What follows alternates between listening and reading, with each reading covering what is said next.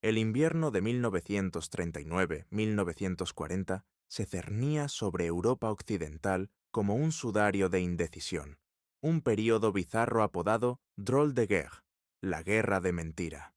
A pesar de la invasión de Polonia en septiembre, la línea del frente occidental permanecía extrañamente silenciosa, con la Wehrmacht y las fuerzas aliadas, franceses y británicos, atrincheradas, observándose mutuamente.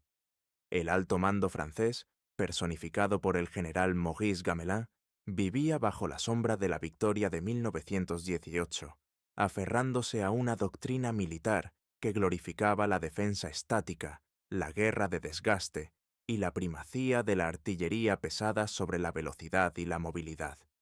La confianza francesa residía en la línea Maginot, un colosal sistema de fortificaciones de hormigón armado, casamatas y obstáculos antitanque que se extendía desde la frontera suiza hasta la región de las Ardenas. La Maginot no era solo una defensa física, era un estado de ánimo, una garantía de que el suelo francés sería impenetrable, obligando a cualquier agresor alemán a repetir la ruta de 1914, a través de Bélgica. Esta creencia estratégica, conocida como el Plan Dial, dictaba que el mejor y más equipado ejército francés, junto con la Fuerza Expedicionaria Británica, BEF, avanzaría hacia Bélgica tan pronto como comenzara la invasión, estableciendo una línea defensiva a lo largo del río Daila. El supuesto fatal era que las Ardenas, una región de densos bosques y relieve accidentado, eran intransitables para grandes formaciones mecanizadas. La inteligencia francesa había clasificado las Ardenas como una barrera natural, capaz de detener cualquier avance serio, o al menos de retrasarlo lo suficiente para que las reservas pudieran ser movilizadas. En consecuencia, la parte del frente que cubría la salida de las Ardenas, a lo largo del río Mosa, entre Sedan y Dinant, fue considerada de importancia secundaria. Esta área crítica fue confiada al Segundo Ejército, bajo el mando del general Charles Hunziker, y al Noveno Ejército, bajo el mando del general André Gaston Corap. Estas unidades estaban desproporcionadamente compuestas por divisiones de reserva de categoría B, mal entrenadas, con equipo obsoleto e insuficiencia crónica de vehículos y radios. Su misión principal era mantener la línea hasta que las reservas de categoría A pudieran llegar, un error de cálculo que subestimaba gravemente la velocidad de la guerra moderna. La mentalidad de Gamelin y de su círculo íntimo reflejaba una letargia que permeaba la sociedad francesa de élite, una sensación de invencibilidad estratégica derivada de la experiencia de la Primera Guerra Mundial. Mientras tanto, del otro lado del Rin, la Wehrmacht había abrazado la innovación y la audacia. La génesis del Sichelschnitt, golpe de hoz, el plan concebido por el general Erich von Manstein y entusiásticamente adoptado por Hitler, era la antítesis del pensamiento francés. Manstein propuso un movimiento de distracción masivo a través de Bélgica y Holanda, grupo de ejércitos B, obligando a los aliados a entrar en la trampa del Plan Dial, mientras que el verdadero golpe sería asestado a través de las Ardenas, grupo de ejércitos A, en dirección al Canal de la Mancha. Este movimiento, liderado por las divisiones Panzer de Heinz Guderian y Ewald von Kleist, era un riesgo calculado que dependía enteramente de la sorpresa estratégica y de la velocidad implacable de la Blitzkrieg. Los aliados no esperaban tanques, esperaban infantería lenta, esperaban un asedio prolongado. Alemania les daría un rayo de choque. La diferencia entre la doctrina francesa, que preveía una guerra librada a 10 kilómetros por día, y la doctrina alemana, que apuntaba a 100 kilómetros, sería el precio de la libertad europea. El alto mando alemán había comprendido que la clave para la victoria no residía en el número total de tanques, sino en su concentración y velocidad de empleo. Mientras los franceses distribuían sus tanques de forma dispersa, apoyando a la infantería, los alemanes los agrupaban en Panzerdivisionen, unidades autónomas capaces de penetración profunda y sostenida. El PCKPW-13 y IV, aunque técnicamente no eran superiores a los tanques pesados franceses como el Char B-1 bis en blindaje, eran más rápidos, poseían radios mejores para coordinación en movimiento y estaban integrados con apoyo aéreo inmediato. La idea central de la Blitzkrieg era desorganizar el mando enemigo antes de que pudiera reaccionar, transformando el choque inicial en pánico y el pánico en colapso. El éxito de este plan dependía de la rapidez con que Guderian consiguiera atravesar las Ardenas y, más crucialmente, de la calidad de la resistencia que encontraría en el Mosa, el último obstáculo natural antes de la llanura abierta del norte de Francia. La negligencia francesa en fortificar y guarnecer adecuadamente esa área se convertiría, en pocas horas de mayo, en el error de cálculo más costoso de la historia militar moderna. A las 4:35 del día 10 de mayo de 1940, la ofensiva Fall-Gelb comenzó. El grupo de ejércitos B invadió Holanda y Bélgica, exactamente como Gamelin había previsto. En perfecta conformidad con el Plan Dyle, las mejores unidades aliadas, el primero ejército francés y la BEF, avanzaron apresuradamente hacia el norte, en una carrera desesperada para establecer contacto con el enemigo y defender los Países Bajos. La gigantesca maquinaria de la movilización aliada fue activada, pero en dirección al objetivo equivocado. Mientras el grupo de ejércitos B, con sus divisiones de infantería, cumplía su rol de cebo, el grupo de ejércitos A, con 7 de las 10 divisiones Panzer disponibles, se sumergió en las profundidades de las Ardenas.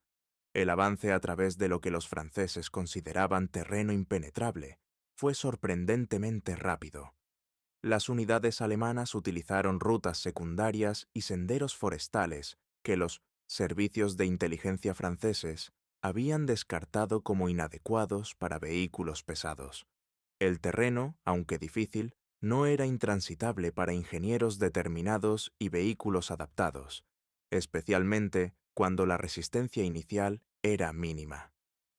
Los elementos avanzados de la infantería y de las unidades de reconocimiento blindado alemanas comenzaron a aparecer en el Mosa el 12 de mayo. Fue en ese punto donde la naturaleza frágil de la defensa aliada se reveló de forma brutal. El noveno ejército del general Korab, que defendía el sector norte, Dinant, y el segundo ejército del general Hunziker, que defendía el sur, Sedan, no tenían experiencia en guerra móvil y, peor aún, no contaban con la infraestructura de comunicación y apoyo aéreo necesaria para reaccionar a una fuerza de asalto rápido. Korab, en particular, comandaba una fuerza dispersa, con divisiones de reserva que habían llegado a la línea defensiva solo días antes y que carecían de armas antitanque efectivas y de entrenamiento en coordinación de brigadas. La moral era baja, la disciplina era floja, y la sensación de que el verdadero ataque ocurriría más al norte causaba una complacencia peligrosa. La situación del noveno ejército se agravó por el caos logístico. La vanguardia alemana se movió tan rápidamente que varias divisiones de Korab apenas habían desplegado sus posiciones defensivas cuando entraron en contacto con el enemigo. La caballería francesa, que debería haber retrasado el avance alemán en las Ardenas, fue rápidamente superada y empujada de vuelta en desorden, reportando el número y la velocidad del ataque alemán, pero teniendo sus advertencias sofocadas por la confusión del alto mando francés. El mando de Korab falló espectacularmente en evaluar la gravedad de la amenaza y en reagrupar sus fuerzas para proteger los puntos de cruce del Mosa. La línea de defensa se basaba en posiciones de campaña, no en casamatas de hormigón, y los reservistas que las ocupaban no estaban preparados para enfrentar el infierno coordinado de la Blitzkrieg. La falta de presencia activa y vigilancia del mando en Korab era notoria. Muchos de sus oficiales superiores, creyendo firmemente que el tiempo estaba a su favor, ignorando el principio básico de la guerra moderna. El tiempo es más crucial que el territorio en la fase de ruptura. El clímax de la ofensiva ocurrió el 13 de mayo de 1940, el día que selló el destino de Francia, y por un tiempo, el de Europa. El foco era Sedan, defendida por el segundo ejército de Hunziker. En este punto, el río Mosa era ancho, pero la ausencia de fortificaciones serias y la concentración de artillería y apoyo aéreo alemanes hicieron posible el cruce. Heinz Guderian, al mando del 19 Cuerpo Panzer, no perdió tiempo. El cruce fue precedido por un bombardeo aéreo masivo y concentrado, ejecutado por cientos de Stukas, Junkers Ju-87 y bombarderos horizontales. Los Stukas, con sus sirenas aullantes, no solo infligieron daños físicos, sino también un terror psicológico paralizante. El bombardeo apuntaba primordialmente a los centros de comunicación y las posiciones de artillería francesas, garantizando que las defensas en el Mosa quedaran efectivamente ciegas y sin apoyo. El ataque se concentró en un punto estrecho, rompiendo la 55ª División de Infantería francesa. Esta división de reserva, compuesta en gran parte por hombres mayores y oficiales inexpertos, se derrumbó bajo el peso del ataque combinado. Mientras las embarcaciones de asalto alemanas cruzaban el río bajo humo y fuego de cobertura, los sobrevivientes franceses comenzaron a huir, esparciendo pánico. Los ingenieros alemanes trabajaron frenéticamente para instalar puentes flotantes, pontones, que pudieran soportar el peso de los Panzer III y IV. En pocas horas, Guderian tenía una cabeza de puente sólida y, crucialmente, estaba introduciendo sus tanques en el lado occidental del Mosa. La velocidad era su arma. Había prometido a Hitler que estaría en camino a la costa en 5 días. Simultáneamente, más al norte, el 9º ejército de Korab estaba siendo objetivo de ataques igualmente devastadores. Las unidades Panzer de Kleist forzaron el cruce cerca de Dinant y Monthermé. Aquí, la desorganización fue aún mayor que en Sedan. Las unidades de Korab, extendidas en exceso y sin reservas móviles para contraatacar inmediatamente la cabeza de puente, comenzaron a desintegrarse.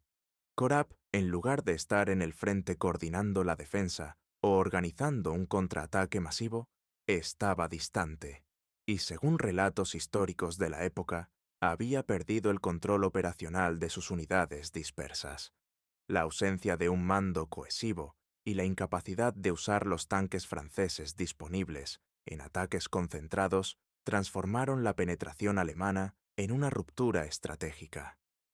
La negligencia en el preparo y la falla en reconocer la movilidad enemiga resultaron en el colapso de divisiones enteras, que simplemente abandonaron sus armas y huyeron, esparciendo el rumor de que la línea había sido completamente superada. El terror de la Blitzkrieg operaba a través de 3 vectores: fuego, velocidad y desinformación. El general Korab, que personificaba la complacencia y el error de cálculo francés, fue rápidamente responsabilizado por el desastre. Aunque la historia no registra que estuviera literalmente borracho en el momento de la ruptura, el título refleja una dramaticidad que encapsula la negligencia y la falla de juicio.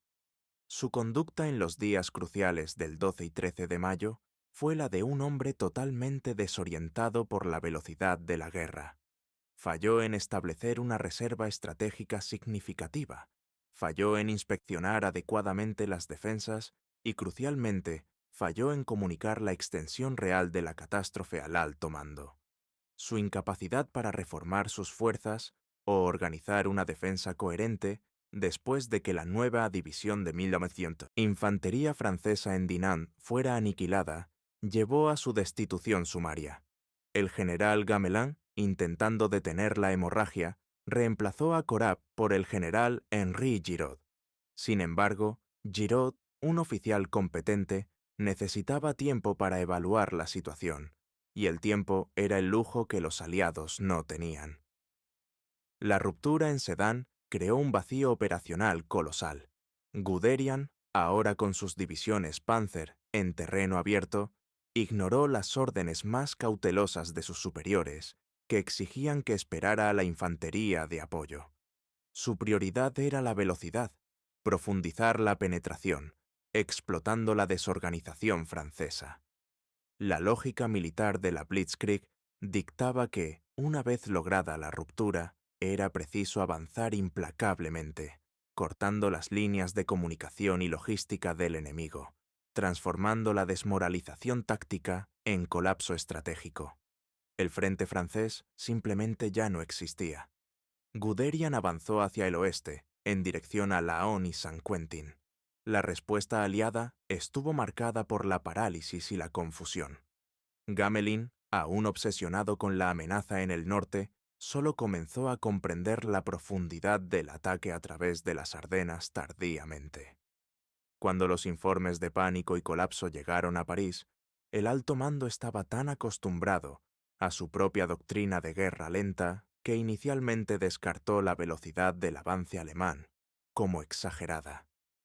Cuando finalmente Gmelin ordenó que las reservas fueran desplazadas para contener la amenaza, las carreteras ya estaban congestionadas por refugiados y unidades francesas en retirada, haciendo el movimiento lento y caótico.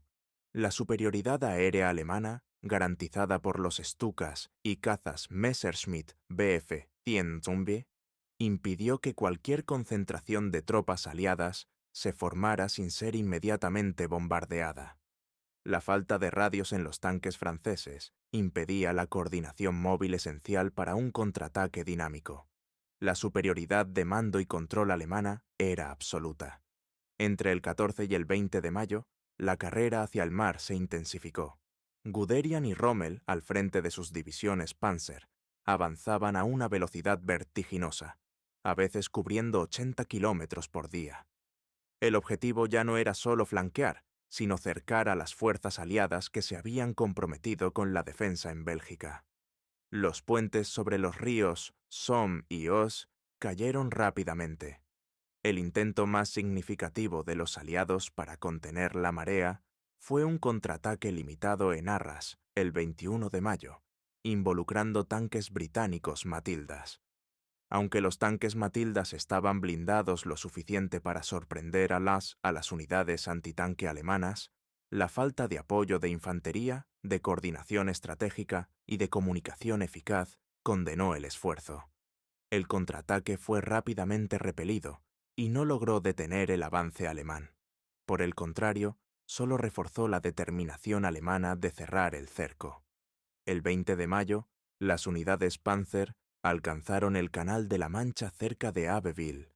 La maniobra Sichelschnitt estaba completa. El grupo de ejércitos A había cortado las comunicaciones y el suministro de provisiones entre las fuerzas aliadas al norte. BF, primero ejército francés, y los ejércitos belga y holandés, y el resto de Francia. Casi 1 millón de soldados aliados estaban ahora atrapados, con sus espaldas vueltas hacia el mar, en un bolsillo cada vez más pequeño que se extendía desde la costa de Bélgica hasta Dunkerque. Europa parecía irremediablemente perdida. Francia estaba al borde del colapso total, y el Reino Unido enfrentaba la perspectiva de una invasión. La falla de mando en el Mosa había permitido que Alemania lograra en 10 días lo que el Kaiser Guillermo II no consiguió en 4 años. El general Giraud, que había asumido el mando del 9º Ejército, fue capturado el 19 de mayo, simbolizando el estado de anarquía del mando francés. El pánico alcanzó al gobierno en París. El primer ministro Paul Reynaud luchaba por mantener la cohesión del gobierno, mientras figuras derrotistas como el mariscal Philippe Pétain, el héroe de Verdún, irónicamente, clamaban por un armisticio. El colapso mental de los líderes franceses era casi tan rápido como el avance de los tanques alemanes. El peso psicológico de la derrota repentina, tras meses de complacencia, era abrumador. La situación estratégica era desesperada, pero la única esperanza restante era la retirada por mar.